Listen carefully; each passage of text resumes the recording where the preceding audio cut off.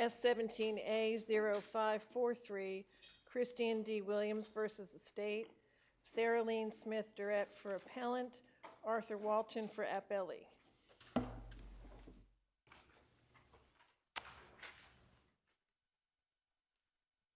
Mr. Chief Justice, and may it please the court. My name is Saraliene Durrett, and I represent appellant Christian Williams in this case. Because Mr. Williams received ineffective assistance of counsel, his convictions in this case should be reversed. To illustrate counsel's deficiencies at trial, I'll focus on two claims from my brief. First, counsel's failure to request a voluntary manslaughter instruction, and second, counsel's failure to object to the state's repeated improper statements, including violations of the Golden Rule, telling the jury that the witnesses risked their lives to testify, and vouching for the credibility of the witnesses. Moving to my first point. A trial court is required to give a voluntary manslaughter instruction in a murder case upon request if there is any evidence to support such an instruction. The evidence in the case came in this way. A man named Daniel Alexander called my client twice to set up a drug transaction. Mr. Alexander and 4 of his friends drove their car to my client's apartment complex. The car had tinted windows. Inside the car, they had a loaded AK-47 and they had a loaded handgun. They had several interactions with my client. The testimony at trial is kind of disjointed, but Daniel Alexander, that front seat passenger, talks about 3 different and distinct interactions with my client. The first 2 of those interactions were peaceful. He got out of the car, he met with Daniel, they had some sort of discussion, he got back in the car headed out of the complex. Daniel, that front seat passenger, instructed the driver to turn around to go back to my client. They had a second peaceful interaction, and then my client left the car. And then when he came back for that third interaction, Daniel testifies that that's when the problem started. That's when the shooting started. Now, as I said, Daniel's testimony at trial was disjointed, and so I pulled out a few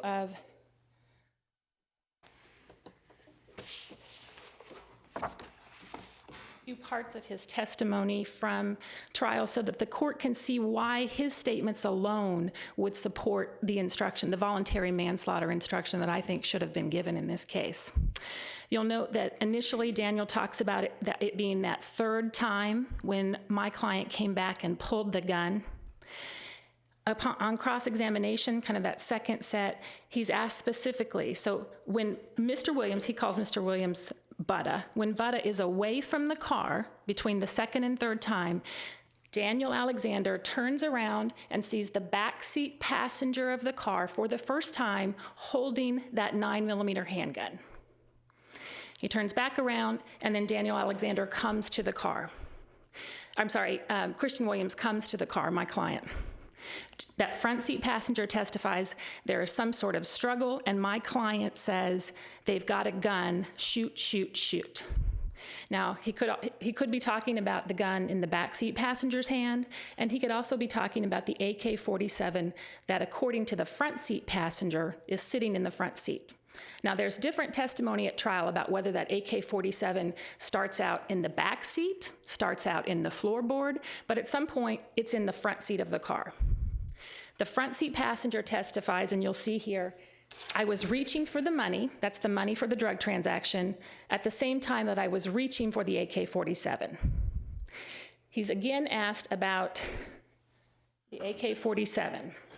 Someone says, so you said the money was on the floor of the car, in the front of the car in front of you, but your left hand kept reaching for the AK-47. So he, being the people outside of the car, felt threatened. That would have been my client outside the car. Daniel testifies that the car door is open and that the window is down so that my client would have a clear view into the car to see either the gun in the front seat or the gun in the back seat. He's questioned, and then you followed up with that saying, he felt like I was about to do something. Yes, ma'am. And then you go further and you say, so I'm reaching for the money and I'm reaching for the AK at the same time. Yes, ma'am.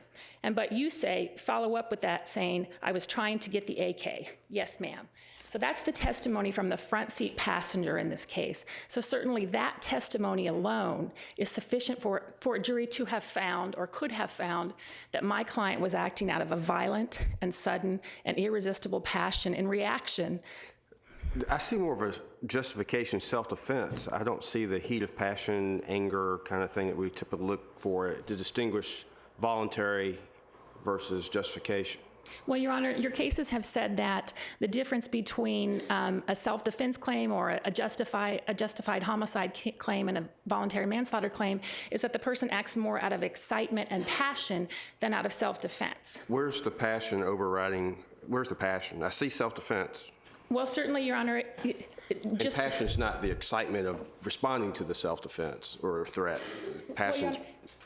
I think I have two answers to that. One is this court's case, I'm sorry, the Court of Appeals case in Sims versus State, that's from 1985, that says that the voluntary manslaughter instruction should have been given in similar circumstances. The defendant goes to the victim's house. The victim has a gun. He's not pointing it directly at the defendant. When the victim looks away, the defendant shoots him. And the court says, yes, you could be acting out of passion and excitement and fear in that moment. Now, I do think there's a difference. This court has said that the fear engendered by danger can be sufficient provocation to excite passion. And certainly, I understand that some people, including the trial court in this case, may not have found that provocation to be sufficient, but that's a question for the jury to answer. The jury gets to decide, is there sufficient provocation in this case? Would a person, a normal, reasonable person, feel excitement and passion for the first time seeing the AK-47 in the front seat, seeing Daniel Alexander reach for it, and seeing the backseat passenger with a handgun? Well, that might very well be true. I mean, you might have sufficient evidence of provocation that could excite a reasonable person, but then the question becomes, where's the evidence that it actually excited your client? Well, certainly he yelled out, Your Honor, they've got a gun, shoot, shoot, shoot. And that would be, in my opinion, the best evidence that he got excited. Well, it's not mere excitement, though. It has to be an irresistible passion. Where's the evidence of an irresistible passion that overcame his will?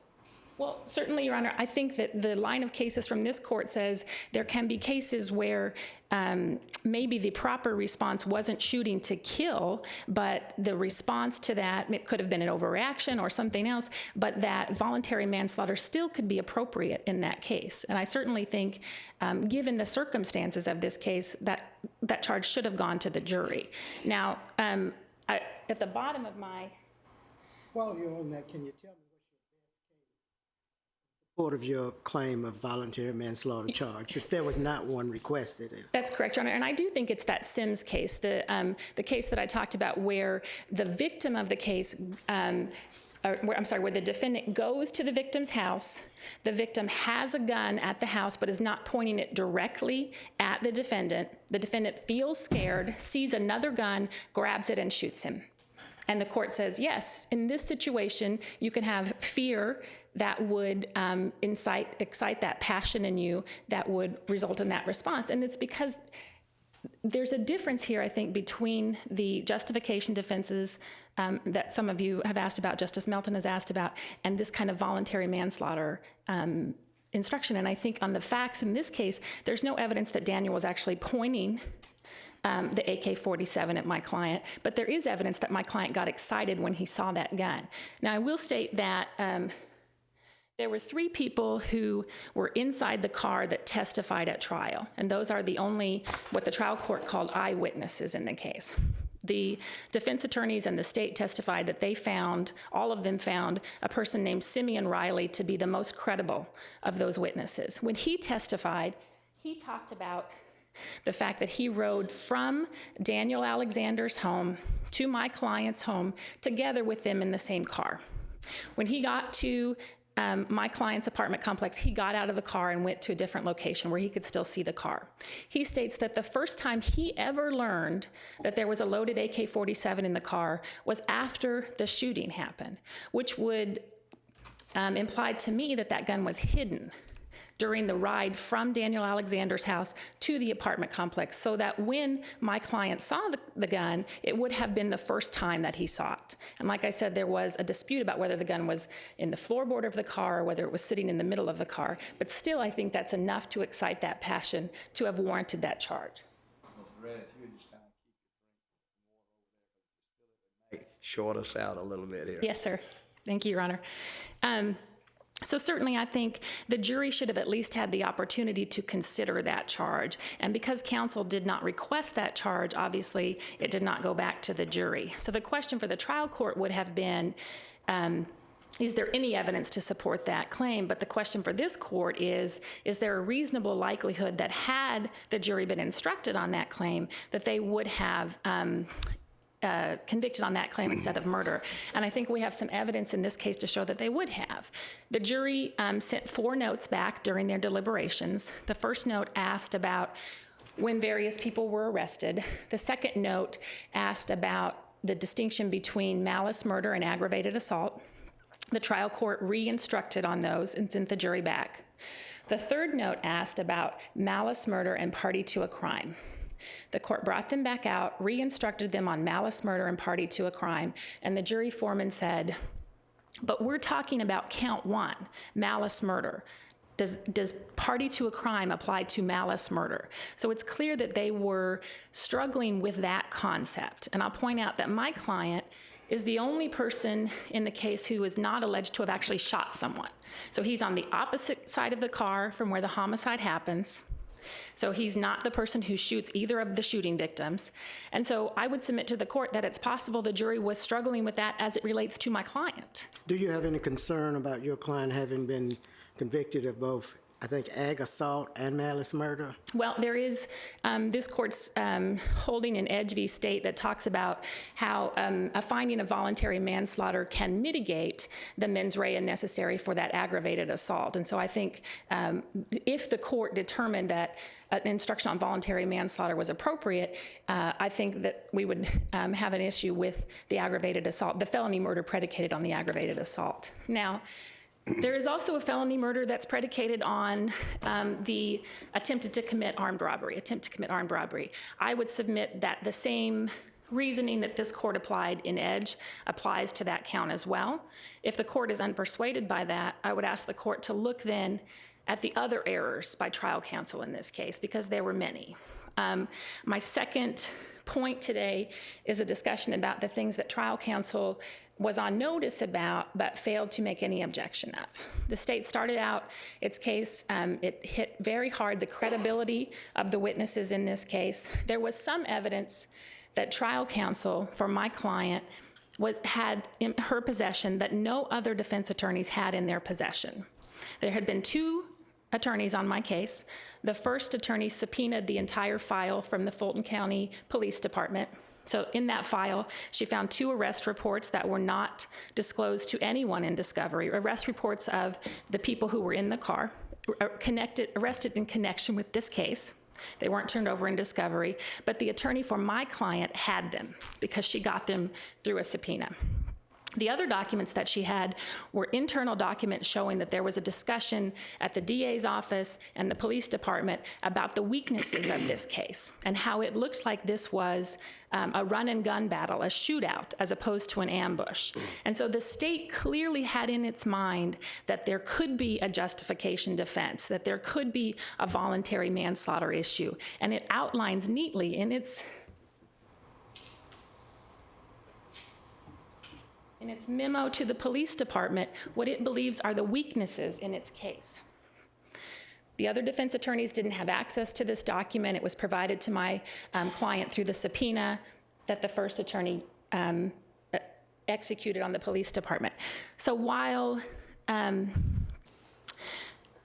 the attorney for my client had access to information suggesting that the victims in this case received leniency, that they were arrested and not prosecuted, that they were initially viewed as suspects in this case. The prosecutor in this email refers to them as quote unquote witnesses repeatedly and talks about their inconsistent statements and how they're unreliable. The attorney for my client had that information. She had police reports surrounding this information and did not question anyone about it. At one point, she attempted to question a police officer about the allegation by a third-party witness that one of the people inside the car was chasing someone else with a gun, but she wasn't able to formulate a question to get that information out, to question the detective. She said she just didn't have enough coherent information to make that request. So she had some information that was not provided to others. She failed to use that.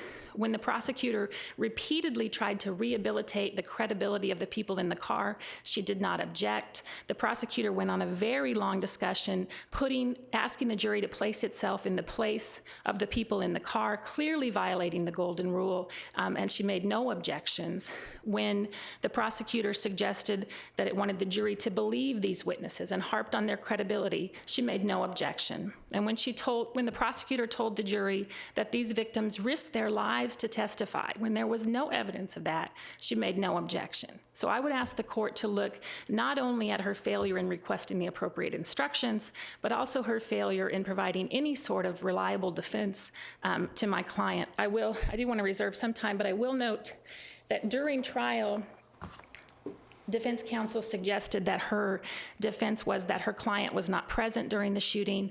During her closing argument, she seemed to make argument to suggest that her defense was voluntary manslaughter or mutual combat. And then when I questioned her about it at the motion for new trial, she suggested that her defense was the people in the car shot first. So I would argue to this court that although trial counsel is free to develop what she thinks is a reasonable trial strategy, she does need to pick a trial strategy. And in this case, she was unprepared, not only legally and factually, but also with any sort of strategy to defend her client. Thank you.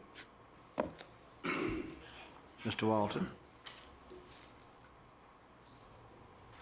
Chief Justice Hines and members of the court, I had planned to forego the facts, but I think I need to go over some of the facts again. As you go over the facts, could you please address whether or not the trial court might have erred in merging the attempted armed robbery into the malice murder count? Whether the trial court may have erred in merging the attempted armed robbery into the malice murder count? I believe the malice murder count was for the victim who was in the rear, and in this case, it could be said that the robbery encompassed everybody in the car, if that answers your question. How was it charged? Was it an armed robbery from a different victim than the murder victim? No, Your Honor, and it was an attempted armed robbery. Just charged as an attempted armed robbery with no victims? The victim was Daniel Alexander, and the court may have made a mistake in merging those. But moving forward, this started out as a simple marijuana buy. The people in the Crown Vic went to the apartment complex to buy marijuana from the defendant, Christian Williams. This is something that Daniel Alexander had done more than 5 times before. Everyone in the car admitted that the AK-47 was in the car. It's a dangerous neighborhood. They took the AK-47 with them. As counsel mentioned, there were 3 contacts between Daniel Alexander and Christian Williams. On the first contact, Daniel Alexander got out of the car without the AK-47. On the second contact, he was out of the car and without the AK-47. The third contact between the two went wrong when Mr. Alexander is standing outside the car. Mr. Williams approaches. Mr. Alexander is under the assumption that he has the marijuana. Mr. Alexander reaches into the car for the money. I guess if we are to believe counsel and the defense, Mr. Alexander went to buy marijuana, and instead of paying for it, he was going to rob Mr. Williams. The facts don't carry out that plan. The testimony from 3 witnesses is that when Mr. Williams reached into the car to grab the money, when Mr. Alexander reached into the car to grab the money, he was grabbed by Mr. Williams. He was grabbed by the neck, and he said, give it up, you know what this is. There was a struggle for the gun, at which point Mr. Williams, the defendant, yelled, "They've got guns, shoot, shoot." No one ever... Struggle for the gun was the AK-47 or Mr. Williams' gun? The struggle for the gun was the gun held by Mr. Williams.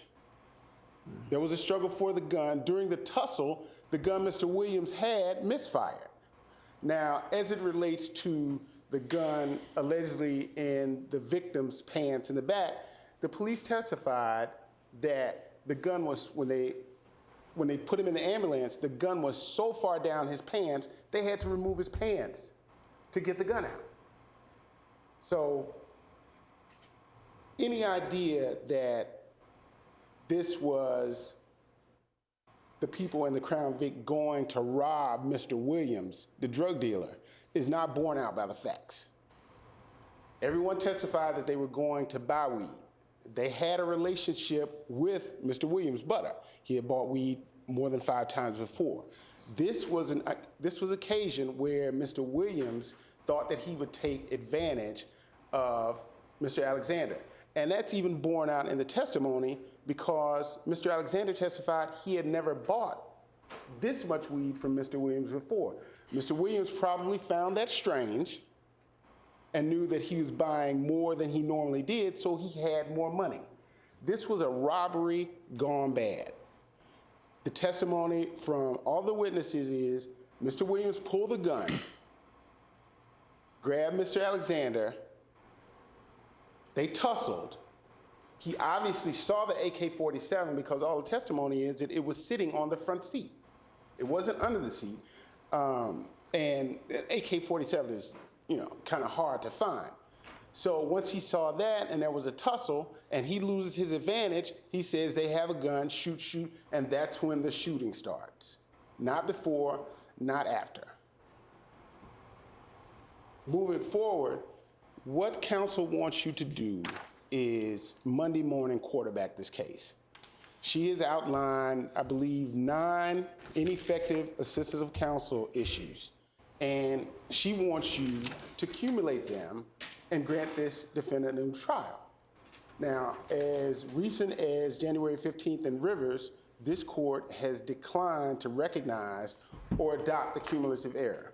And I'll point out, I believe I pointed out in my brief, that in each individual error that she's alleged, standing alone, none of them would warrant a new trial. Standing together, none of them would warrant a new trial. But I take it that the court is not interested in extending the cumulative error rule to apply in Georgia. Now, the involuntary manslaughter charge. This court has held that when there is no evidence to support an involuntary manslaughter charge, it shouldn't be given. Now, granted, defense counsel, trial counsel for the defendant didn't request that charge. The state's position is there is no evidence to support that charge. Justice Melton, you mentioned that this may have been a self-defense case. All the testimony leads to the fact that Christian Williams, in this case, was the aggressor. He was attempting to rob Mr. Alexander, which would negate any self-defense claim. The testimony shows, and she pointed out the testimony of Senator Riley, that the AK-47 wasn't retrieved until after Mr. Williams ran. After shots were fired and Mr. Williams ran. The facts in this case are strong. They strongly support the conviction of Mr. Williams. I'm a little reluctant to say that they are overwhelming, but the testimony in this case has been consistent throughout the witnesses. This was people, 5 guys, going to buy some weed to celebrate moving into an apartment. This is something that they had done before. Daniel Alexander and Christian Williams had a relationship. Mr. Williams had sold Daniel Alexander weed before. That was uncontradicted. Why now would Mr. Alexander go to rob the drug dealer with 5 people in the car. He testified he thought that when he reached into the car, that Mr. Williams had the weed. He turned around, Mr. Williams has a gun. The testimony of the forensic scientist said there was no evidence that the AK-47 had been fired on the scene. There was no evidence that the gun found in in the backseat passenger who was a victim, there was no evidence that that gun had even been fired. There was no residue on this deceased victim's hand. There was no residue on Mr. Alexander's hand or his brother's hand. The only guns that were fired out there were from Mr. Menifee, a co-defendant, and Mr. Williams. And Mr. Williams' gun misfired. So there is no evidence to support a charge of voluntary manslaughter in this case. Defense counsel didn't ask for one, and the state presumes that, well, this court presumes that she was competent. So the state suggests that she didn't ask for a voluntary manslaughter charge because the evidence didn't support that. Are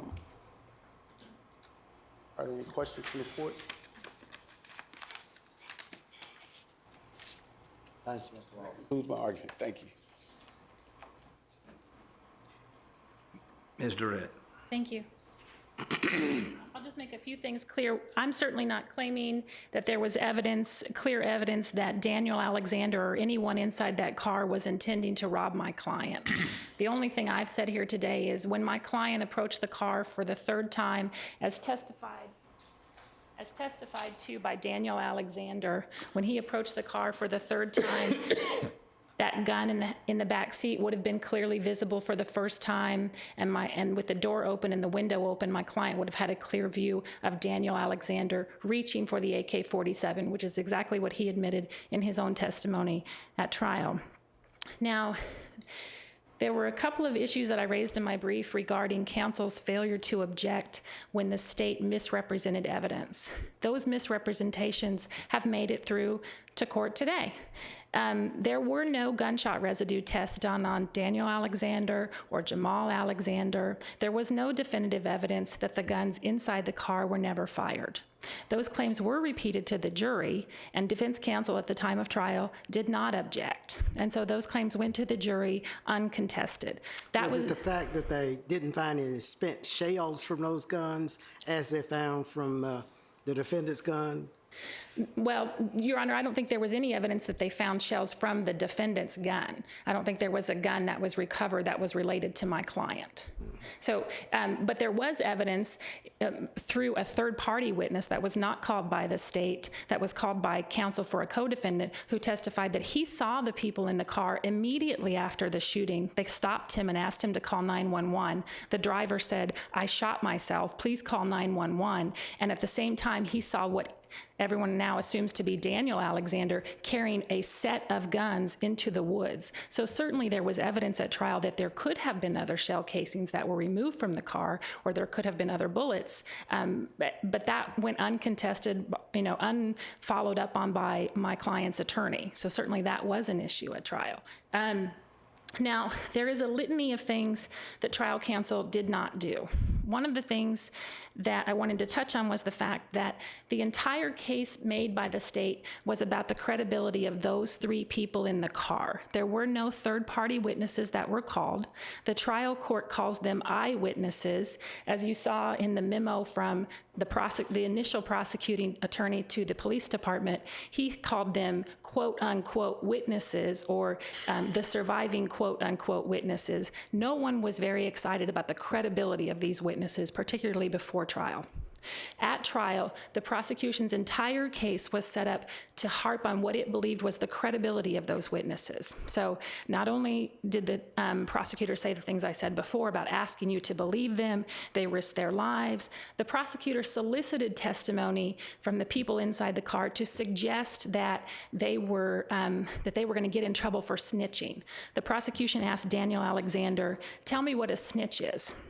Daniel Alexander seemed surprised by this question. He said, "I don't know. I guess you should ask a person who's thinking about a snitch." He has no idea that this question is coming. He has not suggested that that's happening. There's nothing in discovery to suggest there's a problem with snitches. That's completely manufactured by the state, and it's the theme that they carry through the trial, and defense counsel does nothing about. Now, defense counsel does have information that she can challenge the detectives on, that she can challenge the witnesses on, and she just either isn't prepared to do that or doesn't understand how to do that. She testified at the, can I finish my thought? She testified at the motion for a new trial that she didn't know until trial that the front seat passenger had a bullet lodged in his arm that he took out on his own and refused to provide to the police. Thank you. Thank you, Ms. Durrett, and thank you, Mr. Walton. You all have a nice afternoon now. Thank you very much.